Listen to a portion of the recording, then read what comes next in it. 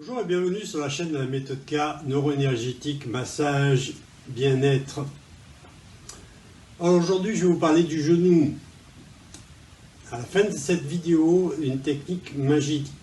Bon, il n'y a rien de vraiment magique. Quand on connaît, quand on connaît pas, on dit que c'est magique parce qu'on ne sait pas comment l'expliquer, mais là il y a quand même une explication. Mais ce qu'il y a d'assez étonnant, c'est qu'avec un point, on peut améliorer, voire résoudre sur certains cas, des problématiques chroniques récurrentes ou post-opératoires, entorses, des tensions qui traînent, des tensions qui font mal, pas toujours, que dans certains mouvements, dans certaines circonstances et tout. Et là, avec ce point, ça fait la différence. Voir ça complètement rétablir des genoux. J'en ai vu plusieurs, je l'ai fait sur moi-même, je l'ai découvert. Donc je vous le donne gratuitement à la fin de cette vidéo. Mon nom est Karim Amelal, je suis praticien en ostéopathie, en acupuncture, certifié en rolfing et en énergétique. Je suis aussi le concepteur de la méthode K neuro-énergétique qui regroupe différents aspects du bien-être du corps, qui va du mouvement à la thérapeutique manuelle, au massage, à la posture. Aujourd'hui, nous allons développer, comme d'habitude, selon la méthode K neuro-énergétique, l'approche des problématiques mécaniques des douleurs du genou. Alors, toujours dans ces deux aspects, l'aspect neural et l'aspect énergétique. L'aspect neural en connexion avec les points E neuro-énergétiques, issus cette fois-ci des branches du nerf saphène et du nerf sciatique, où passent plusieurs méridiens, le méridien du foie, méridien du rein, méridien de la rate, méridien de la vésicule biliaire et méridien de la vessie. Nous n'allons pas voir tous les points, mais tous ces méridiens entourent le genou et au travers de ces méridiens, on arrive à diminuer la tension musculaire, à diminuer l'inflammation et à pouvoir travailler en profondeur. Aujourd'hui, on va voir plus en profondeur aussi les fascias, un peu le fonctionnement des fascias, les compartiments, les segments qui entourent des groupes musculaires comme les abducteurs, les extenseurs, les flexeurs et les abducteurs. On va voir les différents mouvements qui correspondent à ces muscles et aux fascias. Comment les travailler gentiment pour alléger et essayer d'appliquer des techniques pour détendre ce muscle que nous allons voir ensemble. Si le début de cette vidéo vous a plu, n'hésitez pas à vous abonner et à cliquer le petit pouce vers le haut, un petit coup de pouce. Ça nous aidera à avancer dans les algorithmes et vous proposer d'autres vidéos. J'ai encore énormément de sujets à vous proposer et à développer en faisant des synthèses abordables à un large public. Rappelez-vous qu'il y a aussi les formations complètes sur chaque partie du corps. Pour les informations, regardez le lien ci-dessous dans toutes les vidéos, methodek@gmail.com. Il y a aussi la page Facebook, la page Instagram, méthode K ou méthode K Karim Amelal. Et vous pouvez trouver toutes les dates des cours par webinaire et en présentiel. Alors, l'articulation du genou, elle se compose de deux os, le fémur et le tibia. Ceci, c'est le plateau tibial où se posent des ménisques qui servent d'amortisseur pour accuser les chocs, les pressions des deux gros condyles ici et pour permettre qu'il y ait un glissement facile dans tous les axes de mouvement. Ici en bleu, on voit les ligaments croisés antérieurs et postérieurs qui vont s'insérer entre les deux condyles. Ces ligaments font office de lien entre les deux os et ils vont faire la cohésion, c'est-à-dire maintenir ensemble le fémur et le tibial. Il y a d'autres ligaments autour, dont le ligament rotulien, patellar, il y a aussi le ligament latéral et le ligament interne. Alors le ligament interne, donc à l'intérieur de la jambe, là on a le péroné, le ligament interne adhère, il est vraiment fusionné avec le ménisque, alors que le ligament externe, il passe juste par-dessus pour maintenir la cohésion entre ces deux os.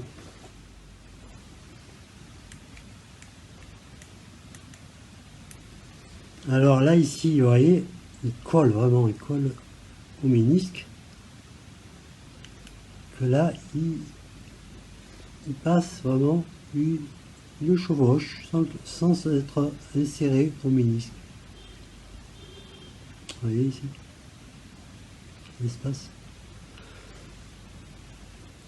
Alors, comme je vous l'avais déjà présenté dans la vidéo Le sacrum sacré, il y a des axes de force de transmission.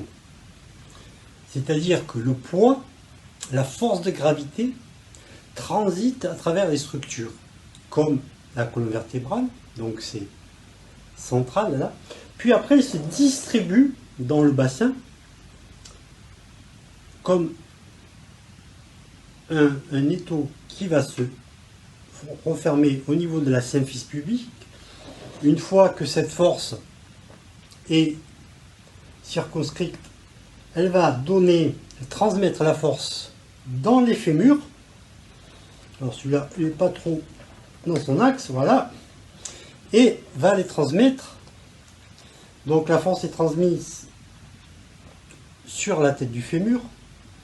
Elle passe au milieu de l'os et descend jusqu'au tibia, jusqu'au pied, qui va accuser le poids, donc il va se détendre et se retendre à chaque fois qu'on marche.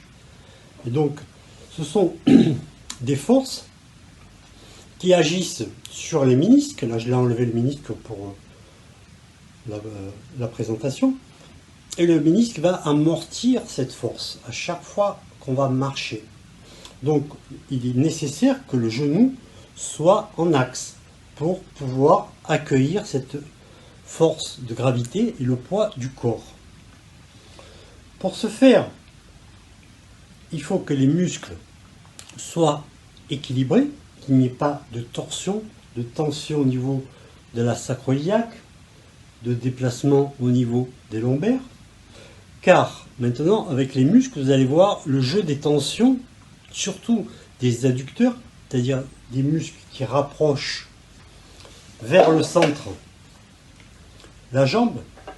Le mouvement d'adduction, c'est celui qui rapproche une partie du corps vers le centre, vers ça, la ligne de gravité centrale. L'abduction ABD, c'est ce qui éloigne une partie du corps de la ligne centrale, notamment le tenseur du fascia lata. C'est un muscle qui est grand comme ça, et tout le reste, c'est un grand tendon qui vient s'insérer, si ça ne va pas tomber, ici, devant le tibia. Voilà, ici.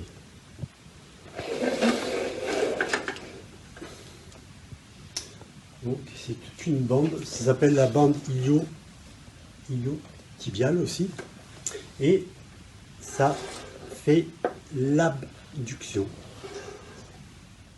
Alors postérieurement, nous avons l'ischio-jambier ou le biceps fémoral. Biceps, il y a deux chefs. L'ischio, il parle de l'ischio à la ligne aspre postérieure, ça c'est le derrière de la cuisse, pour ça s'insérer sur la tête du péroné, et il va faire plier la jambe, et il va faire tourner la jambe, le bas de jambe, le tibia, lorsqu'il va être trop tendu. Donc ça va jouer sur la mécanique du genou, un muscle très important. On ne va pas voir tous les muscles, parce qu'ils se superposent les uns aux autres, c'est très compliqué de les voir. Mais je vais vous donner la mécanique générale de certains et surtout l'aspect segmentaire, compartiment de groupe par rapport au fascia. Et surtout le muscle qui va jouer énormément et que j'ai découvert qu'il y avait un impact significatif dans le bien-être du genou, c'est le grand. Alors, nous avons le quadriceps, donc 4 chefs, 4 muscles qui se regroupent en un tendon. Alors, ils s'insèrent tous sur la tubérosité tibiale. Cette petite bosse que vous sentez sur votre tibia, juste en dessous du genou, juste en dessous de la rotule. Ils s'insèrent donc sur l'os et ils ont 4 chefs. 2 vastes, un latéral et un interne. C'est ces gros muscles ici que vous sentez là quand vous tendez la jambe. On va le voir sur le modèle après. On a un vaste intermédiaire moyen. J'allais dire en italien intermédiaire. Un vaste moyen. Et vous avez le rectus fémoral, le grand droit, qui s'insère sur l'épine antéro-inférieure du bassin des iliaques. Et donc, ces muscles vont agir, comme je vous l'ai dit précédemment, les lignes noires, là, ce sont les lignes de force de gravité du poids du corps qui transitent tout au long de la structure. Alors bien sûr, c'est pas en noir dessus, passe pas dessus, ça passe vraiment au milieu de l'os, quoi, à l'intérieur. C'est une force invisible, mais présente et existante. Donc ça passe là, au milieu, ça se transmet à l'autre os, jusqu'au pied, jusqu'au milieu du pied. Donc, et après, le pied distribue cette force, lorsqu'il reçoit le poids, emmagasine de l'énergie, et la redistribue. Le pied se recroqueville comme ça, et renvoie l'énergie vers le haut. Donc, quand on fait un pas, le pied s'affaisse, et on remonte comme un amortisseur. Si un des muscles, notamment le grand adducteur, ou l'ischio-jambier, postérieur qui s'insère sur le péroné, vous avez vu tout à l'heure, tire légèrement internement par le grand adducteur, ou extérieurement par le biceps fémoral, ben, la ligne de gravité est interrompue, donc on va avoir une tension majeure pour pouvoir rester vertical, pour pouvoir avoir un mouvement minimum adéquat sans ressentir trop de douleur. Mais malheureusement, à long terme, ça va se ressentir la douleur. Et d'un problème au genou, qui n'a pas été provoqué par un trauma, un accident ou quelque chose, mais qui probablement vient de la mécanique du sacrum. Donc, quelque chose s'est bloqué ici. Vous pouvez voir ma vidéo sur le sacrum. Ça a apporté une torsion au niveau du bassin. Donc, ça a tourné légèrement. C'est des microns, hein, c'est petit, c'est pas énorme. Et donc, les tensions, le jeu de tension musculaire va changer par rapport à la gravité. Et donc, un muscle va travailler plus que d'autres et va maintenir l'articulation en porte-à-faux. Et ce qui risque d'arriver à long terme, des fissures, des dommages au ménisque. Alors comment résoudre ça? La méthode K neuroénergétique a un outil très efficace pour ça. On va le voir après. Alors, pour l'approche auto-soulagement, vous vous asseyez, ça sera plus confortable. Vous mettez le pied, vous pouvez le faire aussi comme ça, hein, si vous êtes assis sur une chaise. Ou sinon, vous prenez un tabouret sur le lit, vous posez votre pied comme ça, vous prenez votre doigt ici, de l'angle inguinal, de l'angle de l'ongle, par le méridien de la rate. Ici, là, tout au long du bord de l'os tibial, c'est le méridien de la rate et il passe ici, juste au-dessus du point magique, du point où vous avez trouvé la douleur. Donc vous allez, avec votre doigt, Zveltana a très jolis ongles aujourd'hui, mettre un point de contact ici et avec l'autre doigt, trouver le point. Avec l'autre doigt, arrête. Alors le point que je vous ai montré ici, là, sous le vaste interne, c'est ici, au-dessus du condyle, sur l'épine. Ici, c'est douloureux. Après, je vous montrerai un autre point sur la tête du péroné, ici, à travailler. C'est à peu près ici. Bon, sur l'autre côté, bien sûr, mais là, pour question pratique par rapport à la vidéo, ce sera ici. Un point à l'intérieur et un point à l'extérieur. Un contact à l'angle inguinal, où est-ce qu'il y a l'ongle? Ici, pour le méridien de la rate. Vous passez derrière la malléole, vous suivez le tibia. Vous pouvez faire ça comme cela, comme je viens de faire avec ce doigt, pour activer l'énergie dans le méridien. Ça semble simple, ça semble pas grand chose, mais vraiment ça a un effet, ça a une pertinence. Vous vous arrêtez au point douloureux et vous massez sur la peau, gentiment, comme ça, pendant 20-30 secondes. Si vous le faites vous-même. Après, vous pouvez aller un peu plus loin.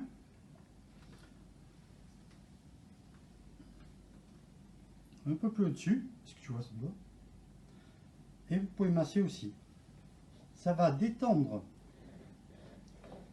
le muscle, diminuer l'inflammation, faire circuler l'énergie. Donc ça va préparer les tissus, voire ça va les débloquer. 10, 10.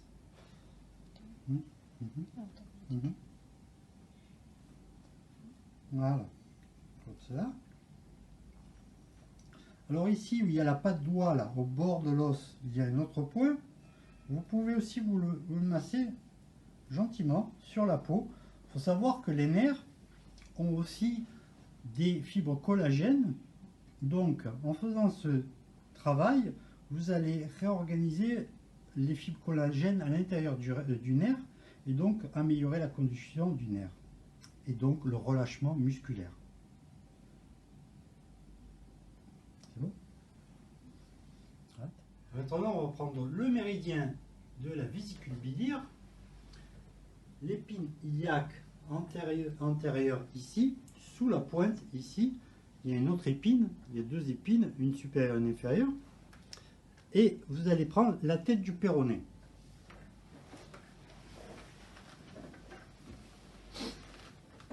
Alors, une main ici, sur l'os. Ici, là, vous sentez votre pointe de l'os, juste en dessous de l'os, ça suffira. Vous mettez votre doigt ici, et avec l'autre doigt, vous cherchez la tête du péroné. Elle est assez visible sur pratiquement tout le monde.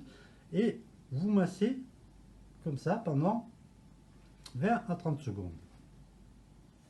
Ce sont deux points cruciaux pour le traitement en acupuncture traditionnelle chinoise du genou.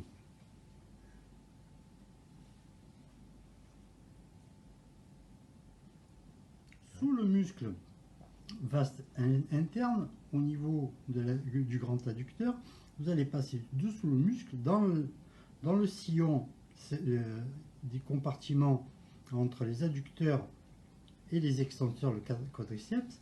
Vous allez passer votre doigt, vous allez sentir le tendon du grand adducteur, vous allez l'accrocher avec vos doigts et tirer dans cette direction. Et vous maintenez comme ça. C'est un peu douloureux, allez-y progressivement. Vous tirez, vous maintenez comme ça pendant 20 à 30 secondes.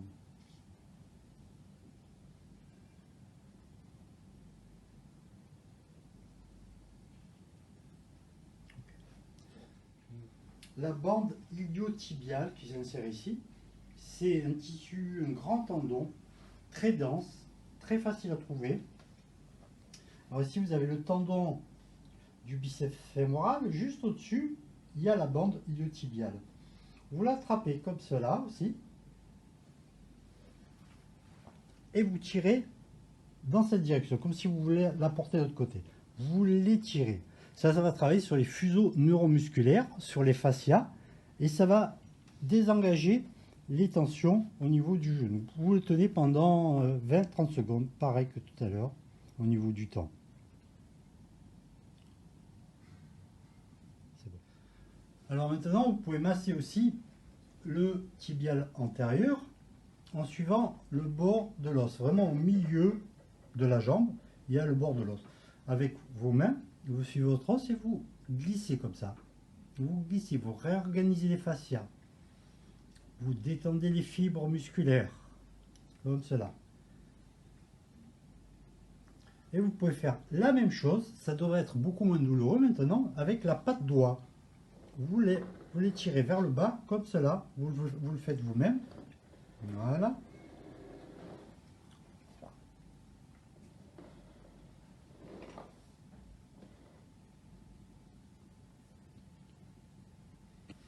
Et vous pouvez faire la même chose ici entre les deux malléoles, parce qu'il y a des méridiens et des tendons qui passent, et tout est connecté ensemble.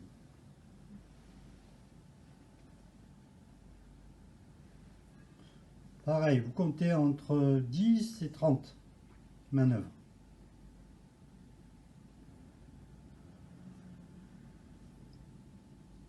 C'est bon. Maintenant, on va voir les tests fonctionnels pour les praticiens et les masseurs. Alors, c'est très simple. Vous tenez point fixe la cuisse, vous prenez le pied et vous soulevez. Et vous évaluez le mouvement, le jeu de mouvement, s'il y en a ou s'il n'y a pas trop de mouvement. Des fois, il est complètement bloqué, il n'y a pas beaucoup de mouvement. Là, il y a un peu de mouvement. J'en suis sûr, il est un peu plus bloqué. Et vous comparez avec l'autre jambe. Alors, celle-là est plus bloquée que celle-là. Celle-là bouge plus. Celle-là, même à l'œil nu, ça se voit. Il va moins facilement vers l'intérieur et plus facilement vers l'extérieur. Ça se voit nettement. Après, vous pouvez faire le test de flexion, mais en général, même s'il y a un petit problème, ça ne gêne pas trop, mais vous pouvez vérifier quand même. Maintenant, on va voir l'autre genou. Je prends sous le creux poplité, je plie la jambe et je tourne le tibia. Alors là, il va un peu mieux vers l'intérieur et moins bien vers l'extérieur. Et celui-là, il est bloqué en extension. Alors là, on voit bien le grand adducteur. Voilà, c'est ce muscle ici. Je vais vous approcher. Voilà, vous voyez, pour le suivre facilement. Et il y a plusieurs compartiments. Là, on peut voir un compartiment de groupe musculaire des adducteurs. Et là, le quadriceps, un autre compartiment. Ça va être important pour le travail des séparations des segments et pour travailler sur les fascias. Donc, vous avez le point dont je vous ai parlé tout à l'heure, le fameux point douloureux, que vous individuez comme cela. Vous prenez le contact ici à l'angle inguinal, comme pareil que pour l'autosoulagement, et vous allez masser pendant 20 à 30 secondes le point ici. Restez en contact. Vous activez comme cela le méridien.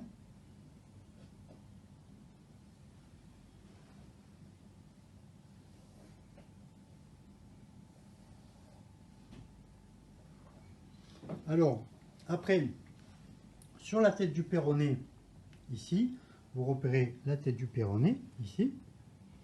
L'épine antérieure.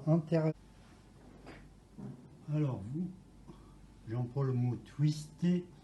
C'est pas vraiment twister, vous ne tournez pas le muscle, mais vous créez une espèce de S pour étendre les fibres et séparer les compartiments des extenseurs, quadriceps, des abducteurs.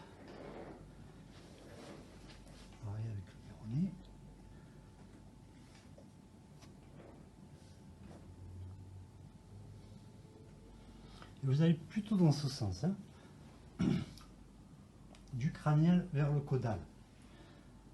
Car, comme je vous l'ai dit, les fascias ont tendance à se recroqueviller quand les fibres sont agglomérées, elles ne sont pas fonctionnelles. C'est pour ça que quand on vieillit, on devient plus petit. Parce que les fascias sont moins fonctionnels.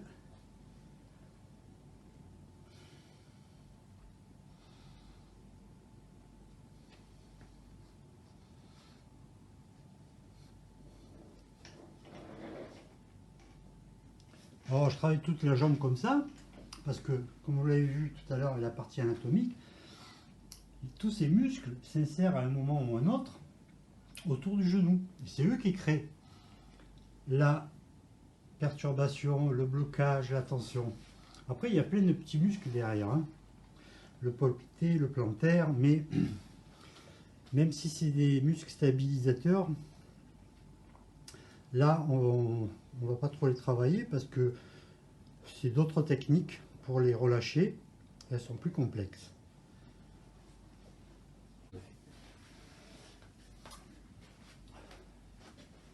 Voilà pour les techniques manuelles. C'est une première approche, mais qui peut donner de résultats très satisfaisants. Donc voilà, je vous les donne gratuitement dans cette vidéo. Si vous voulez apprendre beaucoup plus de techniques sur le genou, vous pouvez suivre le cours en webinaire, le cours complet. Vous pouvez vous inscrire avec l'email en description dans cette vidéo. À très bientôt.